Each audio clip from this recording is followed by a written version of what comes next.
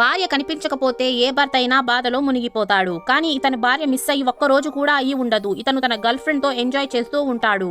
ఆ ఫోటోలన్నీ ఇంటర్నెట్ లో వైరల్ అయిపోతాయి. దాంతో ఇతను క్లారిఫికేషన్ ఇచ్చుకోవడానికి ఒక ప్రెస్ మీట్ పెడతాడు. అక్కడే ఉన్న ఒక అమ్మాయి ఇతనితో నీ భార్య ప్రెగ్నెంటా అని అడుగుతుంది. ఇది విన్న చుట్టుపక్కల ఉన్న వాళ్ళందరూ షాక్ అయిపోతారు. ఇతను కూడా షాక్ అయిపోతాడు. ఎందుకంటే ఇతను తన భార్యని ఇంతవరకు టచ్ చేసి ఉండడు. దాంతో జాన్ అక్కడి నుంచి పారిపోతాడు. పోలీసులు రిపోర్ట్స్ అన్ని తీసుకుని జాన్ ఇంటికి వెళ్తారు.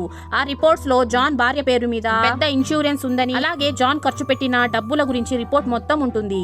అప్పుడే భర్తకి ఇదంతా తన భార్య ప్లానే అని అర్థమైపోతుంది. యాక్చువల్లీ ఆమె పక్కింటికి వెళ్లి తన దెబ్బలకి ఏమైనా మందులు దొరుకుతాయా అని అడుగుతుంది. వాళ్ళు మందులు తేవడానికి లోపలికి వెళ్తే ఈమె టాయిలెట్ లో ఉన్న యూరిన్ ని తీసి ఫేక్ ప్రెగ్నెన్సీ వచ్చిన రిపోర్ట్స్ తయారు చేస్తుంది. ఆ తర్వాత ఒక పెద్ద లెటర్ రాసి ఆమె కావాలనే అక్కడ నుంచి వెళ్లిపోతుంది. ఆ తర్వాత ఆమెను ఎవరు గుర్తుపట్టకుండా ఈమె హెయిర్ కట్ చేసేసుకుంటుంది. ఎక్కడికి వెళ్ళినా కూడా తను పట్టుబడిపోకుండా ఎలాంటి కార్డ్స్ యూజ్ చేయకుండా ఓన్లీ క్యాష్ మాత్రమే యూజ్ చేస్తూ ఉంటుంది. ఒక రోజు ఈమె తన ఫేస్ ని ఎవ్వరు గుర్తుపట్టకూడదు అని సుత్తితో తన ఫేస్ పైన కొట్టుకుంటుంది.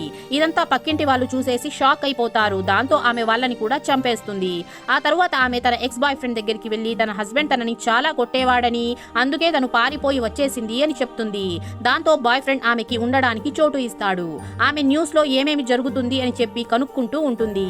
ఇదంతా ఈమె తనని మోసం చేసిన భర్తకి బుద్ధి చెప్పాలని చేసి ఉంటుంది. ఈమె చేసింది కరెక్టేనా? కామెంట్ చేసేయండి. వీడియో నచ్చినట్లయితే లైక్ చేసి ఛానల్ ని సబ్స్క్రైబ్ చేసుకోండి.